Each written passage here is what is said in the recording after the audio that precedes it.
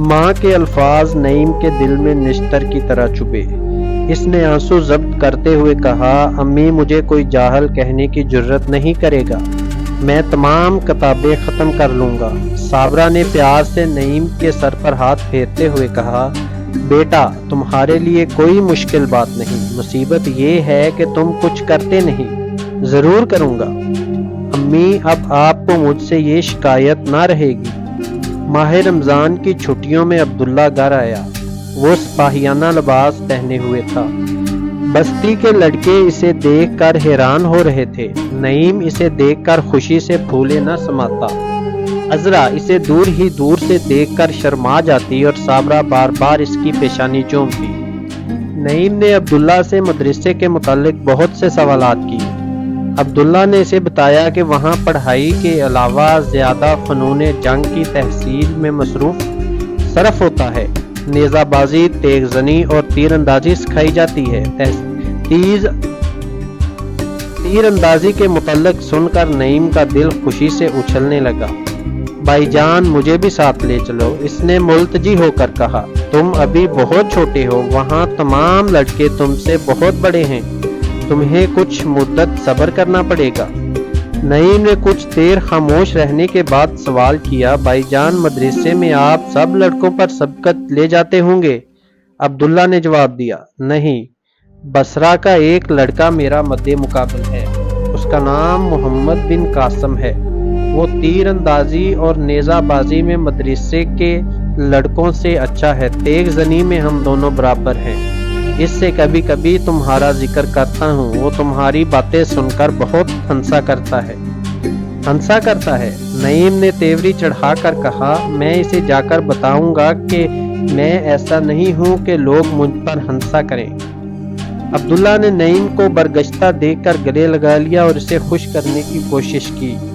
رات کے وقت عبداللہ لباس تبدیل کر کے سو گیا۔ نعیم اس کے قریب بستر پر پڑا کافی دیر تک جاگتا رہا۔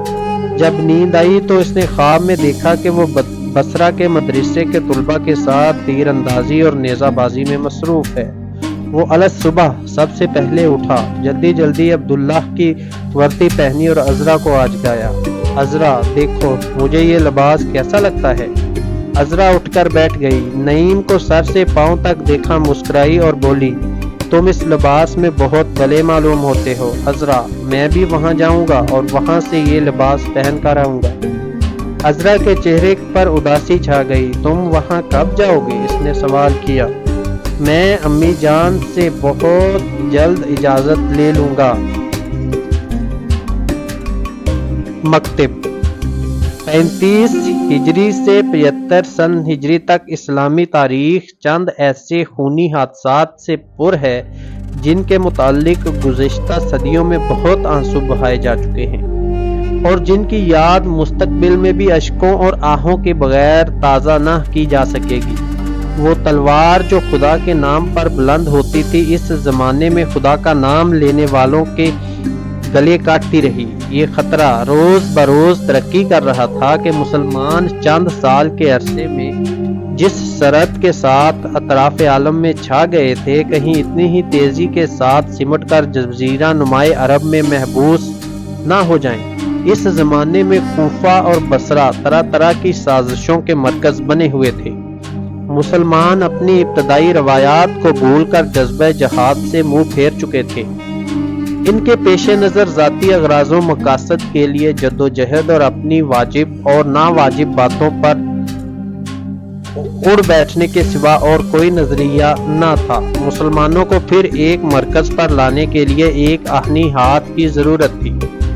صحرائے عرب میں ایک آتش فشاں پہاڑ پھٹا اور عرب و عجم میں بغاوتوں کی سلگتی ہوئی چنگاریاں اس آتش فشاں پہاڑ کے مہیب شعلوں کی لپیٹ میں آ کر نابود ہو گئی۔ یہ آتش فشاں پہاڑ حجاج بن یوسف تھا، بے حد سخت گیر، بے رحم اور سفاک، لیکن قدرت صحرائے عرب کی اندرونی جنگوں کو ختم کر کے مسلمانوں کے تند گھوڑوں کا رخ مشرق و مغرب کی رزم گاہوں کی طرف پھیر دینے کا کام اسی سے لینا چاہتی تھی۔ حجاج بن یوسف کو مسلمانوں کا دوست بھی کہا جا سکتا ہے اور بدترین دشمن بھی۔ بہترین دوست اس لیے کہ اس نے ایک پرامن فضا پیدا کر کے پیش قدمی کے لیے 3 زبردست راستے صاف کیے۔ ایک راستہ وہ تھا جو مسلمانوں کی فوج کو فرغانہ اور کاشغر تک لے گیا۔ دوسرا راستہ وہ جو مسلمانوں کے سمند اقبال کو مراکش، اسپین اور فرانس کی حدود تک لے گیا۔ تیسرا راستہ وہ تھا جس نے محمد بن قاسم کی مٹھی بھر فوج کو سندھ تک پہنچا دیا۔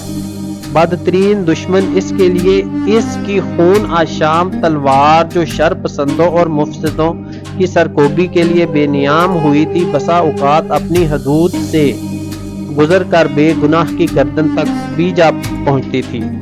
اگر حجاج بن یوسف کا دامن مظلوموں کے خون سے داغدار نہ ہوتا تو کوئی وجہ نہ تھی کہ تاریخ کے اس زمانے کے ایک عظیم الشان انسان کی حیثیت سے نہ دیکھتی۔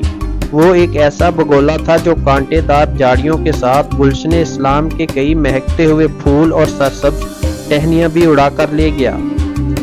بہرحال اس کے عہد کا ایک بے حد المناک اور دوسرا بے حد خوشگوار تھا۔ وہ اس آندھی کی طرح تھا جس کی تیزی بعض سرسبز درختوں کو جڑ سے اکھاڑ ڈالتی ہے، لیکن جس کی آغوش میں چھپے ہوئے بادل برس کر ہزاروں سوکھی ہوئی کھیتیوں کو سرسبز و شاداب بناتے ہیں۔ 75 سن ہجری میں صحرائے عرب کی خانہ جنگیاں ختم ہو گئیں۔ مسلمان پھر ایک ہاتھ میں قرآن اور دوسرے ہاتھ میں تلوار لے کر اٹھے۔ اس زمانے میں حجاج بن یوسف کے نام کے ساتھ زید بن عامر کے نام کا چرچا ہونے لگا۔ زید بن عامر کی عمر 80 سال تھی۔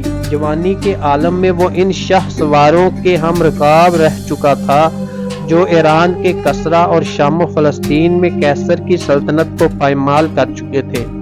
جب بڑھاپے کی کمزوری نے تلوار اٹھانے سے انکار کر دیا تو اس نے ایران کے ایک صوبے میں قاضی کا عہدہ قبول کر لیا۔ جب عرب میں شورش برپا ہوئی تو ابن عامر کوفہ پہنچا اور اپنی تبلیغ سے وہاں کے حالات سدھارنے کی کوشش کرنے لگا، لیکن اس کی آواز صدا با صحرا ثابت ہوئی۔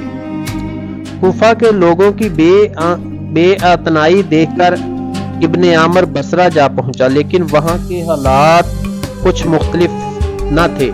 فارغ البال اور شر پسند لوگوں نے اس کی طرف توجہ تک نہ کی۔ نوجوانوں اور بوڑھوں سے مایوس ہو کر ابن عامر نے اپنی تمام امیدیں کم سن بچوں کے ساتھ وابستہ کر دی اور اپنی تمام کوششوں سے ان کی تعلیم و تربیت کی طرف مبذول ہو گیا۔ اس نے شہر کے باہر ایک مدرسے کی بنیاد رکھی۔ جب بصرہ میں امن قائم ہوا تو وہاں کے چیدہ لوگوں نے ابن عامر کی حوصلہ افزائی کی۔ مدرسے میں طلباء کو دینی کتب پڑھانے کے علاوہ جنگی فنون کی تربیت بھی دی جاتی تھی۔ حجاج بن یوسف اس بے لوث خدمت سے متاثر ہوا اور مدرسے کے تمام اخراجات اپنے ذمے لے لیے۔ طلباء کو جنگ اور شاہ سواری وغیرہ میں پوری مہارت دلانے کے لیے بہترین نسل کے گھوڑے اور نئے اسلحات مہیا کیے اور گھوڑوں کے مکتب کے پاس ہی ایک شاندار استبل تیار کرا دیا۔ طلباء ہر شام مدرسے کے قریب ایک وسیع میدان میں جمع ہو جاتے، وہاں انہیں عملی طور پر فوجی تعلیم دی جاتی۔ شہر کے لوگ شام کے وقت اس میدان کے ارد گرد جمع ہو کر طلباء کی تیز زنی، نیزہ بازی اور شاہ سواری کے نئے کرتب دیکھا کرتے۔ سعید نے جب اس مدرسے کی شہرت سنی تو صابرہ کو خط لکھ کر مشورہ دیا کہ عبداللہ کو اس مدرسے میں بھیج دیا جائے۔ عبداللہ اس ماحول میں دن دگنی رات چگنی ترقی کر رہا تھا۔ وہ جہاں تعلیم میں اپنے بہت سے ساتھیوں کے لیے قابل رشک تھا، وہاں فنون سپاہ گری میں بھی ایک امتیازی حیثیت حاصل کر چکا تھا۔ عبداللہ کو اس شہر میں آئے ابھی 2 سال ہوئے تھے کہ بصرہ کے بچے اور بوڑھے اس کے نام سے واقف ہو گئے۔ ابن عامر کی نگاہوں سے بھی اس ہونہار شاگرد کے جوہر پوشیدہ نہ تھے۔ ایک روز دوپہر کے وقت ایک نوعمر لڑکا گھوڑے پر سوار شہر میں داخل ہوا۔ اس نوورد کے ہاتھ میں نیزہ اور دوسرے میں گھوڑے کی باگ تھی۔ کمر کے ساتھ تلوار لٹک رہی تھی اور پیٹھ پر ترکش بندھا ہوا تھا۔ کمان زین کے پچھلے حصے کے ساتھ بندھی ہوئی تھی۔ اس کی تلوار اس کے قد و قامت کے تناسب سے بہت بڑی تھی۔ کم سن سوار گھوڑے پر اکڑ کر بیٹھا ہوا تھا۔ ہر راہگیر اسے گور گور کر دیکھتا اور مسکرا دیتا اور بعض ہنس بھی پڑتے۔ اس کے ہم عمر لڑکے اسے ایک دل لگی سمجھ کر اس کے ارد گرد جمع ہو گئے اور تھوڑی دیر میں اس کے آگے پیچھے ایک اچھا خاصا ہجوم اکٹھا ہو گیا۔ لڑکوں نے اس کے لیے آگے بڑھنے اور پیچھے ہٹنے کا راستہ روک لیا۔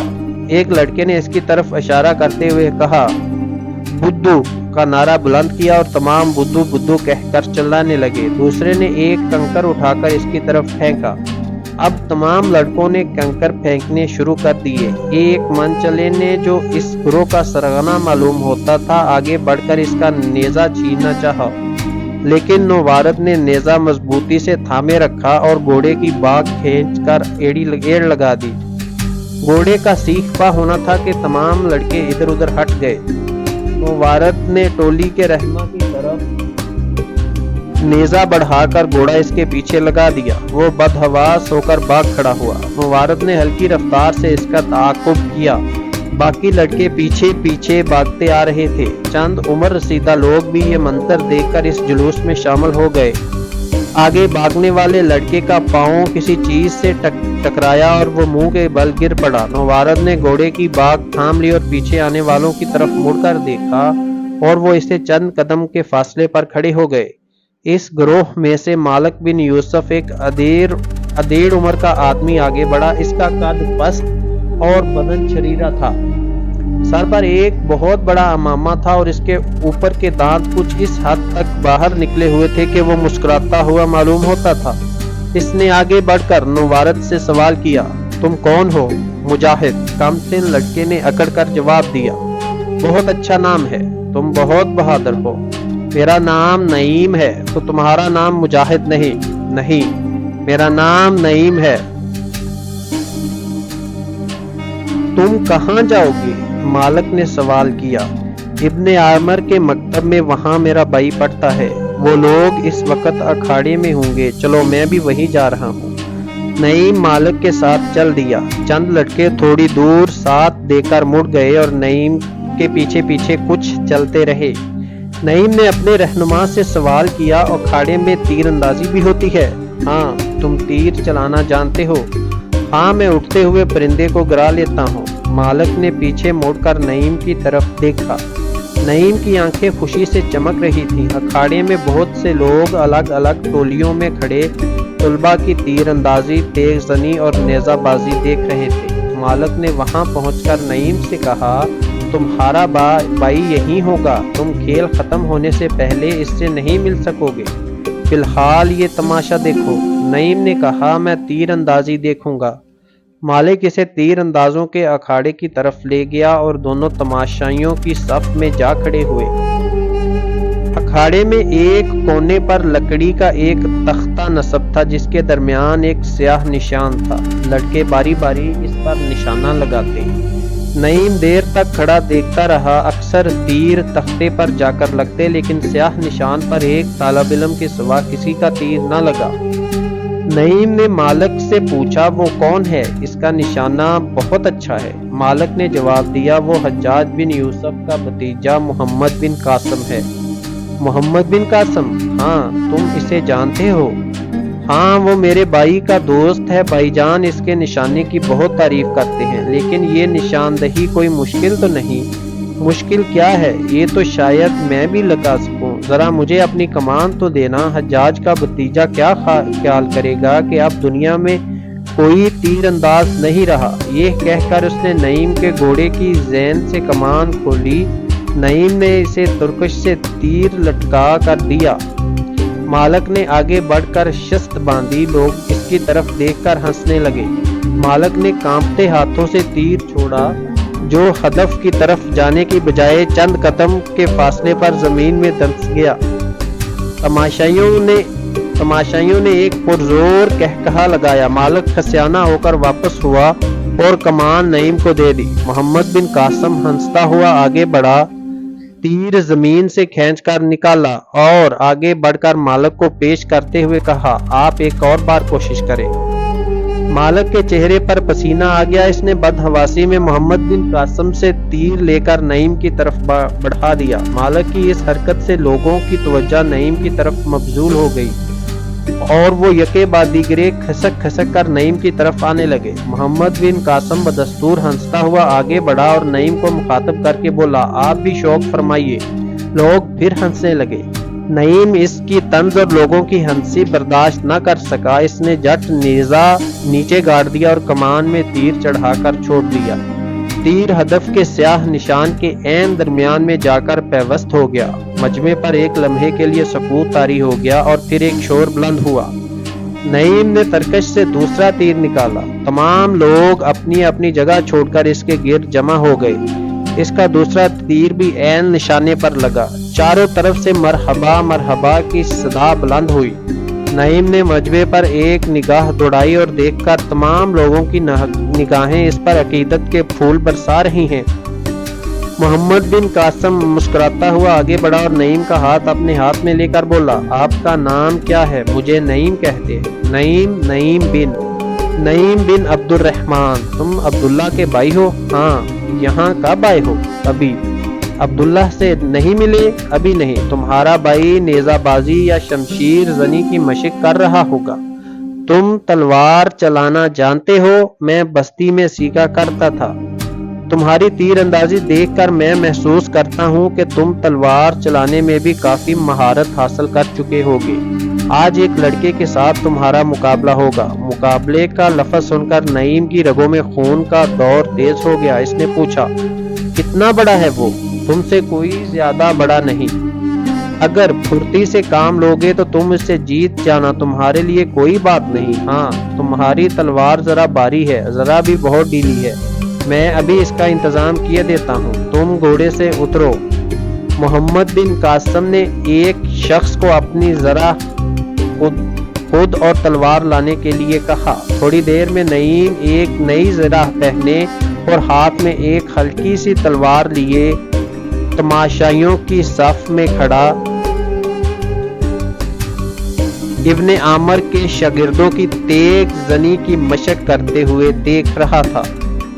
اس کے ساتھ ہی اس ایپیسوڈ کا اختتام ہوا۔ مجھے اجازت دیجیے۔ اللہ حافظ۔